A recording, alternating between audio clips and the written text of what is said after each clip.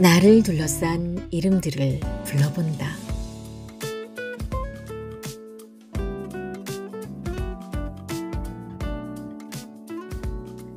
인문학자 김경집의 책 명사의 초대 부제는 이름을 불러 삶을 묻는다이다. 여기서 이름은 사실 명사를 뜻하는 것이지만 모든 명사는 이름이기도 하다. 그는 인간의 역사는 명사의 역사라고도 이야기한다. 이에 동의하는 것이 실제로 우리는 수많은 이름들에 둘러싸여 이름과 섞여서 살아간다. 주위를 둘러보면 대부분의 것들이 약속에 의해 정해진 이름을 가지고 있다. 그게 사물이든 사람이든 상황이든 간에 그렇다. 이름이 없다면 우리가 경험하고 느끼는 것들을 우리는 명확하게 정의하기 어려울 것이다. 결국 우리의 삶은 여러 이름들로 이야기되는 것이다. 그런 의미에서 이름을 불러 삶을 묻는다는 김경집의 말은 사뭇 되새길만 하다. 박훌륭, 참 특별한 이름이다. 나를 둘러싼 이름들이 많지만 박훌륭은 그 대장이고 그래서 나는 이 이름에 걸맞게 살고자 노력했다. 생각해보면 이름은 우리가 인식하는 것보다 더 많이 우리에게 영향을 미친다. 그 존재를 나타내는 것이기 때문이다. 내가 내 이름을 의식하며 사는 것도 그렇고 꿈꾸는 인생 출판사가 작가와 독자 모두에게 인생은 꿈꿀만 하다고 이야기하는 책을 만들기 위해 노력하는 것도 그런 의미일 것이다. 이 책에 쓰인 것들은 누군가에겐 너무 TMI 아니야? 라고 느껴질 수 있는 이야기들이다. 에세이를 쓰며 고민하게 되는 것은 누군가에게는 전혀 쓸데없는 이야기를 하고 있는 게 아닌가와 너무 이래라 저래라 하는 것 아닌가인데 적당한 지점을 찾는 게 쉽지 않다.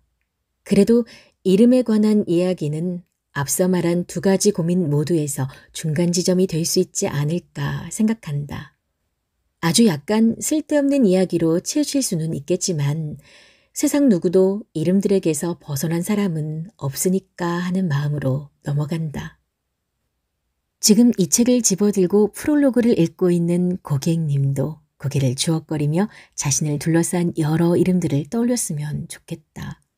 나아가 그런 이름들과 함께 살아온 시간을 글로 써본다면 더 좋겠다. 그리고 꿈꾸는 인생 출판사의 투고를 아니지. 여하튼 여러 이름들을 떠올리고 정리를 해보는 것만으로도 내 인생이 정리되는 기분이 들 것이다. 더불어 내게 소중한 것들이 좀 더 명확해질 것이다. 한 가지 제안하는 건 내게 불필요한 이름들은 과감히 지워버리자는 거다. 인생은 소중한 이름들을 챙기기에도 짧다. 글을 쓴다는 것, 그리고 그것을 책으로 낸다는 건 큰 책임감을 가지고 행해야 하는 일이다. 그와 더불어 그 책임감을 온전히 느끼려면 내가 원하는 내용을 써야 한다고 생각한다. 전국에 하나뿐인 약국, 내 책방을 운영하면서 만약 내가 첫 책을 쓰게 된다면 책방에 관한 책은 아니기를 바랐다. 독특한 책방의 주인이라고 해서 책방에 관한 책을 먼저 내는 건 왠지 모르지만 오글거린다. 그래서 내게 소중한 이름들에 대해서 글로 쓸 수 있는 기회를 주신 꿈꾸는 인생 홍지혜 대표님께 감사드린다. 그리고 책을 쓰는 계기가 된 멋진 이름을 갖게 해주신 존경하는 부모님. 책 쓰는 내내 조언을 아끼지 않은 고마운 아내. 세상에서 가장 사랑하는 딸 금동이에게 모든 부와 명예를 돌린다. 얻게 된다면. 마지막으로 자발적이든 타발적이든 이 책의 독자라는 이름을 가지게 된 여러분께 감사드린다. 사주세요. 2021년 봄 박훌륭.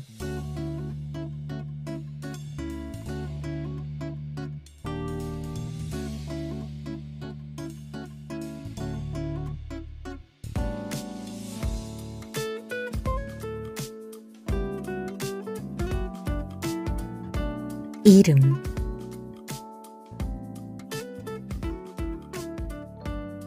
행간의 의미를 파악하라는 말을 곳곳에서 접한다. 이는 어떤 글이나 말을 문자 그대로 받아들이기보다 문맥안에서 그 의도를 파악하라는 뜻이다. 이해가 될 법한 이야기인데 현실 세계에서 적용하기가 쉽지 않다. 내가 양말 뒤집지 말라고 했잖아. 언제 그랬어? 똑바로 넣어놓으라고 했지? 넌 꼭 뒤집지 마라고 해야 알아듣니? 어려운 일이다.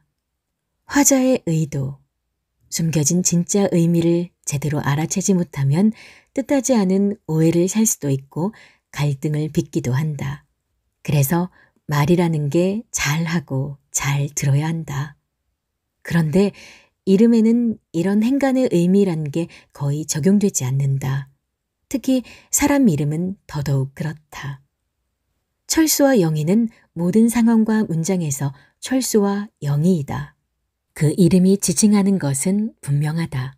헷갈릴 수가 없다. 하지만 어떤 경우에는 하나의 이름이 이름의 주인을 의미함과 동시에 또 다른 의미를 이끌어내기도 한다. 이건 순전히 이름 때문이다. 내 이름은 박훌륭. 거꾸로 하면 륭을 박.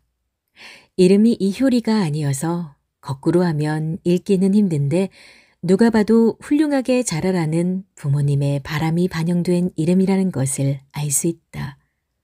나는 이 이름 덕분에 그다지 눈에 띄는 나쁜 짓은 하지 않고 학창시절을 보냈으며 이성이란 게 자리 잡기 시작하면서는 이름에 걸맞은 자질을 갖추려고 노력했다.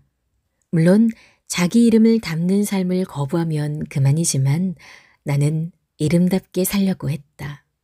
이름을 따라 살든 아니든 이름이 주는 힘은 꽤 크다. 자주 인용되어 널리 알려진 김춘수 시인의 시, 꽃에 적확한 문장이 있다. 내가 그의 이름을 불러주기 전에는 그는 다만 하나의 몸짓에 지나지 않았다. 잘 생각해보면 내 이름이란 내가 인식하기 전에 타인이 먼저 인식하고 불러주는 것이다. 그리고 여러 사람의 목소리를 통해 그 이름은 나로 그려지고 나라는 존재로 인정된다. 그래서 이름은 중요하고 힘이 있다. 살면서 특별한 이름을 여럿 만났다. 어릴 때 같은 동네에 김으뜸이 있었고 초등학생 때 다니던 속셈학원에는 박성실 원장 선생님이 계셨다. 이들은 최고가 되지는 않았더라도 최선을 다하며 살지 않았을까. 이름에는 나를 끌어주는 특별한 힘이 있으니 말이다. 누구나 나를 으뜸과 성실로 부르면 똑같이는 아니라도 비슷하게 살게 된다는 것이 내 이름론이다. 대출 아님. 물론 이 같은 특별한 이름에는 단점도 있다. 바로 그 이름의 무게를 견디며 살아야 한다는 것이다. 삶이 퍽퍽한데 이름까지 어깨에 올라타 있으니 당황스럽기도 하다. 하지만 이렇게 생각해 보기로 한다. 운동할 때 차는 모래주머니처럼 이름의 무게는 나를 더 건강하고 올바르게 살도록 도와줄 것이라고. 아주 이상적인 이름론이다. 얼마 전에 즐겨 듣는 라디오 프로그램에서 이름 특집을 했다. 거기에 소개된 사연들 중에 이름은 평범한데 이름 때문에 지어진 별명이 웃긴 이름이 있었다. 이름 박대규, 별명 헬리코 박대규. 헬리코 박터균과 라임이 척척 맞는 무척 센스 있는 별명이지 않은가. 나만 웃긴가? 아무튼 지금 이 순간에도 이름의 무게를 견디며 살아가는 이가 있다면 힘내자고 말하고 싶다. 라디오에서 이름 특집을 하면 거의 100% 뽑힐지니 한번 견뎌봅시다. 라디오에서 생활용품 조달한 에리널님.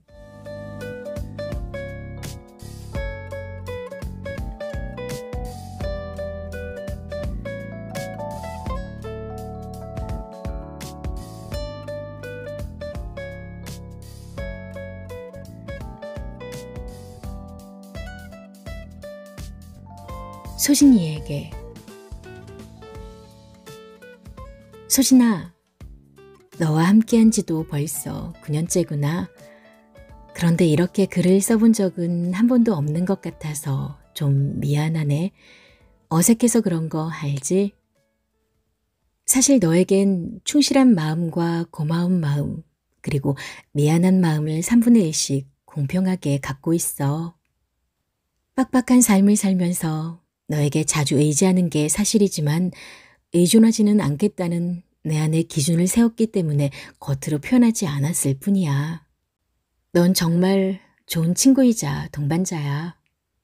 너에게 의존하기 시작하면 내 삶의 방향이 바뀔 것 같아서 정말 억지로 참고 있다는 걸 알아줬으면 해. 너를 생각하며 글을 쓰니 너와 처음 만났던 날이 생각난다. 참 힘든 날이었어. 사람과의 관계는 언제나 쉽지 않았지만 유독 그런 날이 있잖아. 내 안에 뭔가가 폭발할 것 같은 날. 더 이상 참지 말라는 속삭임이 들리기도 전에 반응할 것 같은 날. 사람과 사람 사이에 갑과 을의 관계는 존재하지 않고 존재해서도 안 되지. 그런데 너도 사회생활을 해봤으니 알 거야. 다들 아니라고는 해도 관계 안에서 은근한 갑과 을이 형성된다는 걸. 뭘 사러 어딘가에 들어가는 순간 말투부터 갑으로 돌변하는 사람들이 종종 있어. 아니 많지. 그들 입장에서는 본인 돈을 쓰고 물품과 서비스를 받고 싶다는 건데 그 정도가 지나친 사람들에게는 반발하고 싶더라고. 아무튼 그날 기분이 바닥을 찍은 채로 너를 만났지. 내 기억이 맞다면 너는 파란색과 오렌지색의 밝은 옷을 입고 있었어. 바깥은 봄이었는데도 서양이라 해가 잘 안 들어오는 이곳에 잠시 해가 문을 열고 들어온 것 같았지. 그 순간 잠시지만 모든 것을 잊을 수 있었어. 그런 능력을 가진 네가 참 부럽기도 했고 대단하다고 생각했어. 내가 좀 까다로운 편이라 쉽게 친해지기 어려운 편인데 너는 내가 먼저 다가갔다는 거 알아? 그 후로 주변 사람들에게 너를 소개하곤 했지. 주변 사람들이 어떻게 생각할지는 가늠할 틈도 없이 너의 좋은 점만을 이야기하는 나를 발견했어. 참 바보 같았다고 해야 하나? 나중에 들은 말이지만 지인들이 내가 왜 그렇게 네 이야기를 하는지 알겠다고 그런 말을 들을 땐 뿌듯하더라. 그런데 나이를 한두 살 더 먹으면서 이렇게 살아도 되나 하는 생각이 들긴 해. 이미 말했듯이 의지가 아닌 의존이 되는 건 아닌가 하는 생각 때문이야. 나는 가족이 있고 챙겨야 할 사람들이 있는데 널 너무 자주 만나는 것 같아. 벌써 햇수로 9년째니 너도 나에게는 거의 가족 같은 존재지. 하지만 사실 가족은 아니잖아. 난 그게 너무 괴롭다. 가족은 될 수 없는 매우 친밀한 관계. 고백하건대 너를 자주 만나게 될 때면 마음이 편하지 않아. 사실 너를 매일 보고 싶은 때도 있어. 내가 그나마 이성을 잡고 있으니 참을 수 있는 거야. 사람이 나이가 들수록 성숙해지고 이성이 더 강해져야 할 텐데 그래서 감정을 컨트롤할 수 있어야 하는데 난 성숙해지기가 왜 이리 힘든지 모르겠다. 성숙하다는 건 때로 입을 일자로 굳게 닫고 있고 본인의 감정을 컨트롤한답시고 누르고 있어야 하는 거지. 그렇게 누르는 게 적응되면 그게 성숙이고 어른인 거지. 난 그렇겐 못하겠다. 마음에 여유가 있다면 애써 감정을 누르지 않아도 될 텐데. 여유는 여유를 부르잖아. 충청도 사람들이 여유 하니까 여유가 있는 거라잖아. 여유가 여유를 낳는 거지. 어쨌든 난 너를 좋아해. 그건 부인할 수 없어. 그렇지만 이제 만나는 횟수를 좀 줄여야 해. 소진아, 가끔은 네가 보고 싶을 거야. 하지만 참을 거야. 이렇게 힘든 상황 말고 다른 상황에서 꼭 다시 만나. 미안해. 그리고 고마워. 소진이. 소화제와 진통제는 의사나 약사와 상의 후 복용하세요.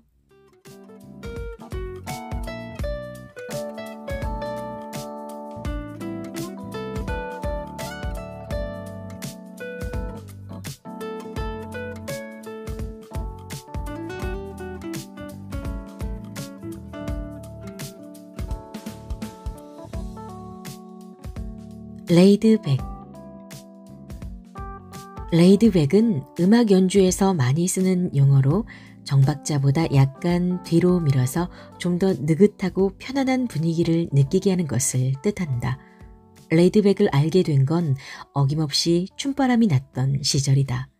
모든 사물과 사람, 상황에서 배울 게 있다고 했던가. 1960년대 음악 장르 중에 부갈루가 있는데 팝핀이라는 춤 장르를 아는 사람들은 들어본 단어일 수 있다. 부갈루쌤에 의해서 정립된 춤 장르 중 하나도 부갈루라고 부른다. 사실 춤이란 게 어떤 음악에도 출 수 있는 것이라 꼭 저 음악 장르에서 파생된 것이라고 볼 수는 없지만 이름이 같으니 영향이 있는 것은 분명해 보인다.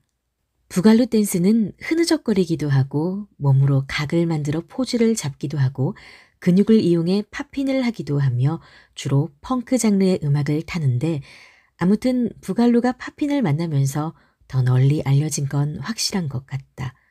이 두 가지가 같이 발전해온 만큼 90년대 우리나라에서는 주로 느린 펑크 음악에 맞춰 많이 췄다.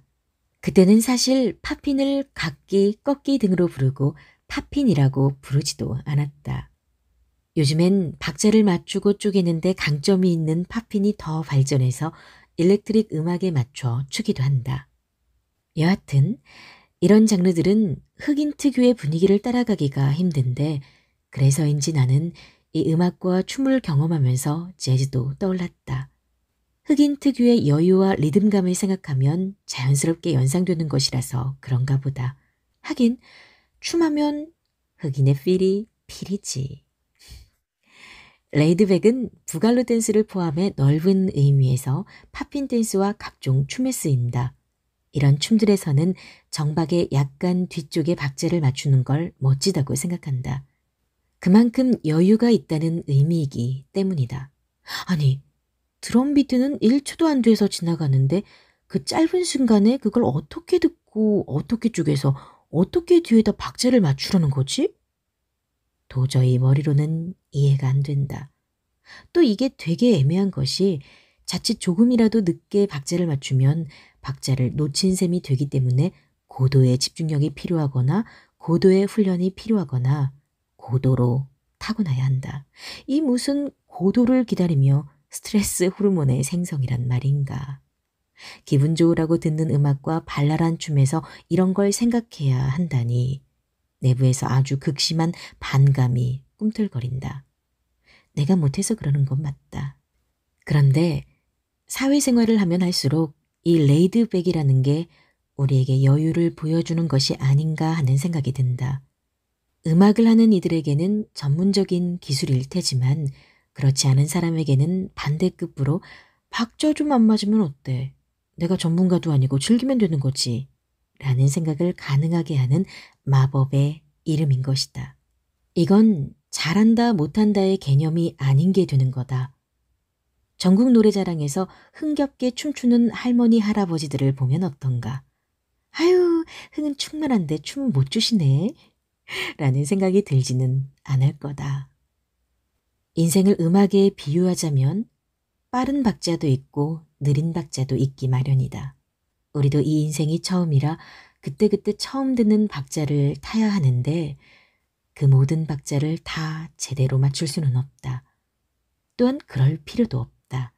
설사 놓치더라도 느긋하게 다음 박자를 타는 것이 중요하다. 그거였다. 레이드백의 진정한 의미란. 나는 이걸 30대 후반이 되고서야 알았다. 인생이란 게 오락실의 펌프나 DDR처럼 단기간에 끝나는 게임도 아닌데 나는 뒤돌아보지 않고 뛰어다녔다. 목표를 설정해두고 그것에 도달하지 못하면 세상이 끝난 것 같았고 혹시라도 목표에 근접하면 세상이 내 것 같았다.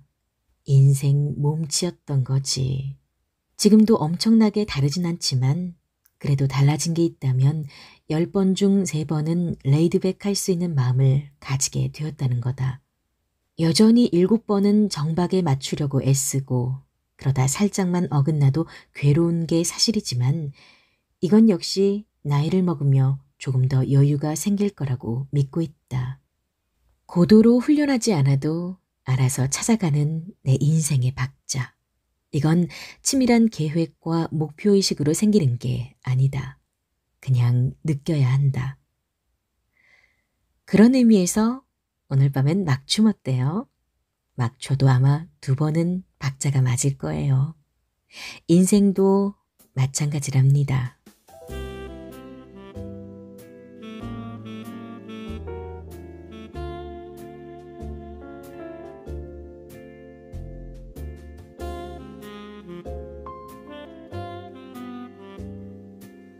시간과 사물.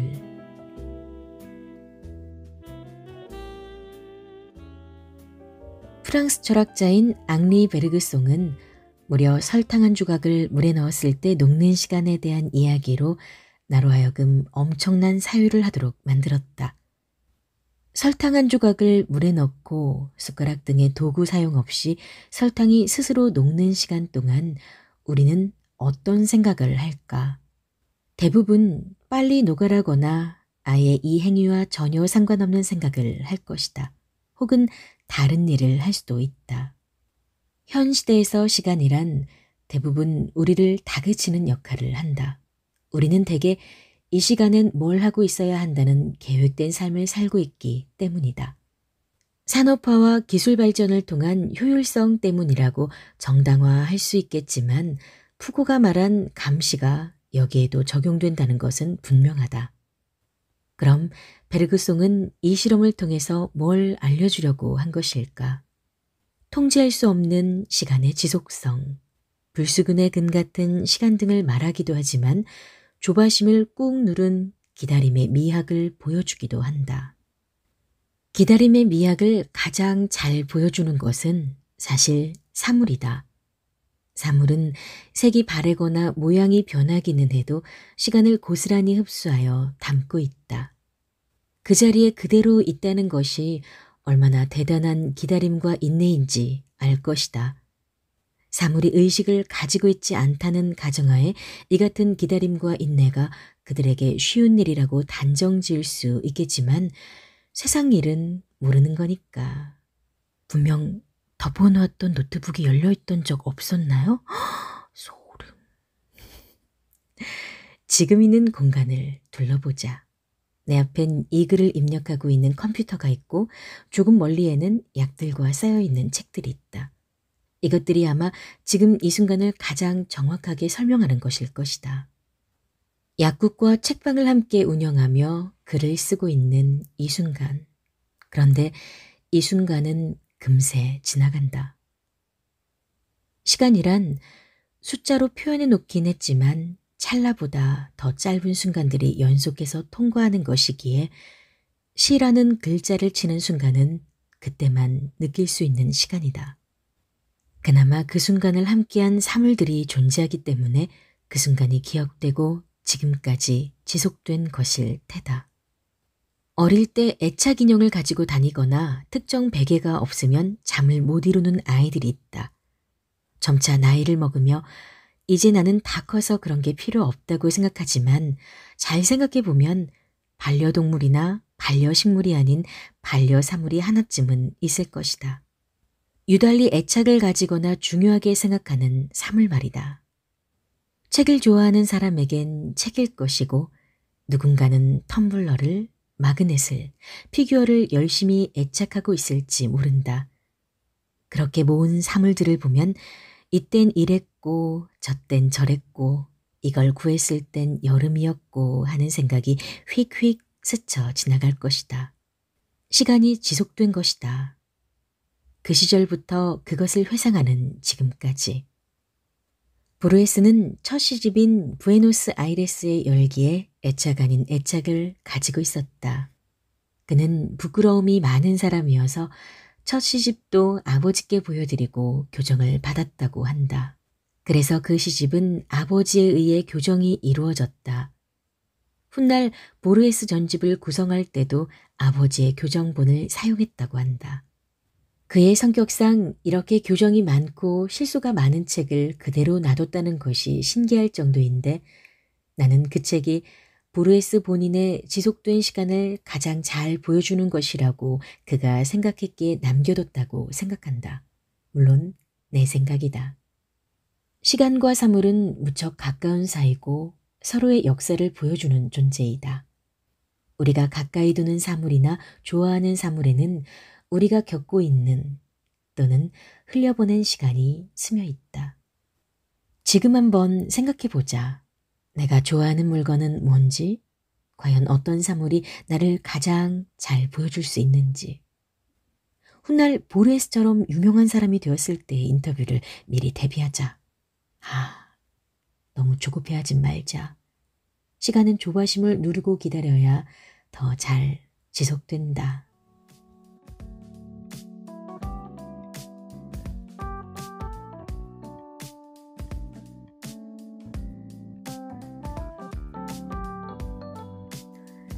쌍화탕. 쌍화탕. 이 얼마나 많이 듣고 발음한 이름인가. 약국에는 다 있고 심지어 편의점에도 있는 이것 쌍화탕. 한국 사람이라면 다 알지 싶은 쌍화탕. 쌍화탕 하면 우리 책방 단골 중에 쌍화탕을 못 드시는 분이 생각난다. 친한 단골들끼리는 책방에 모여 있다가 그분이 오면 나에게 얼른 쌍화탕을 드리라며 부추기고 내가 기습적으로 그분 손에 쥐어주기도 한다. 우리는 그분이 당황하며 고개를 절레절레 젓는 모습이 귀엽다고 했던 장난을 또 한다. 그 특유의 한약 맛에 적응을 못해서 그런 것 같은데 나중에 50대가 넘어서도 못 드실지 사뭇 궁금하다. 쌍화탕은 황기, 당귀, 숙지황 등을 넣어 달여 만든 것으로 황기 건중탕과 사물탕을 합친 의미다. 가쁜 한약. 이건 이 두 약재 각각의 목적대로 기와 혈 두 가지를 같이 보충한다는 의미인데 기혈상부의 대표적인 탕약이다. 이런 좋은 약인 쌍화탕의 이름에도 아는 사람은 알고 모르는 사람은 모르는 비밀이 하나 있다. 바로 끝에 탕자가 들어가냐 아니냐에 따라 의약품이냐 아니냐가 나뉜다는 사실이다. 땡땡 쌍화탕이라면 일반 의약품이고 XX 쌍화라면 액상차일 가능성이 높다. 따라서 후자는 편의점에서도 판매를 한다. 이게 무슨 큰 의미가 있는지 궁금할 텐데 의약품은 국가에서 효능 및 효과를 인정받고 그 사실을 명시할 수 있는 반면 액상차는 그럴 수 없다. 한 글자로 이런 차이가 생기는 것이다. 그럼 쌍화탕은 감기약일까? 물론 감기에 걸려서 골골대고 온몸이 축축 처지고 힘이 하나도 없을 때 먹을 수는 있다. 병우, 허약 등에 쓰는 약이니까. 그런데 사실 감기약으로 분류할 수는 없다. 감기의 주증상인 몸살, 콧물, 기침 등의 효과가 있다는 것이 아니라 그런 병중일 때나 병후의 기력 보충을 위한 약이기 때문이다. 한마디로 보약이다. 우리가 익히 잘 알고 있는 이름인데도 의외로 정확한 의미를 모르는 것 중 하나다. 책방에서 근무하다가 피곤할 때면 푸른 약국 약사님께 부탁해서 가끔 뭘 얻어먹는다. 이때 바카스는 거의 안 먹고 쌍화탕을 자주 먹는다.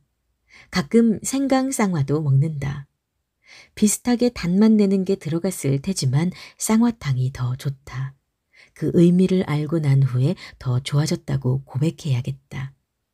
기혈상보라는 저 단어, 이름 자체가 매우 좋다. 한의학에서 말하는 사람을 지탱하는 기본 요소인 기와 혈을 모두 보해준다니 이런 완벽한 밸런스가 어디 있나. 사실 보약의 영역에서는 십전대보탕도 있고 공진단도 있고 경옥고도 있고 유명한 이름들이 많은데 내 기준의 완벽한 이름은 쌍화탕이다. 어딜 가나 쉽게 볼 수 있는 이름이라 친근해서? 다른 보약들에 비해 가격이 저렴해서? 아니다. 제품의 생산과 마케팅에 이르기까지 여러 가지 요소가 고려되었겠지만 쌍화탕의 위치가 우유 같아서다. 고른 영양 섭취를 위해 급식에서 나눠주었던 온 국민의 영양제 우유. 축구 한 게임하고 들어와서 마시던 시원한 우유. 물보다 더 좋아해서 500ml씩 마시던 우유. 좀 크고 나서는 사회적 포지션 때문에 응? 우유보다는 커피를 마시며 쌍화탕을 곁들이는데 술을 안 먹는 나에겐 뭔가 어른의 우유 같은 기분이다. 어른의 음료, 쌍화탕을 마시며 내 이름을 생각한다. 나는 사람들이 내 이름을 듣고 우와 특이하다 에서 끝나는 게 아니라 내 이름으로 수행하는 역할까지로 그 의미가 이어지면 좋겠다. 이름대로 훌륭히 독자와 서점의 중간쯤에서 이 둘을 조화롭게 이어 내면의 기와 혀를 보충하는, 그러니까 쌍화할 수 있는 존재가 되는 것이 지금 생각하는 미래인데 언제까지 책방을 할 수 있을지 모르니 많이 도와주세요. 일단 훑어보고 계시다면 이 책을 들고 계산대로 가시면 됩니다. 감사합니다.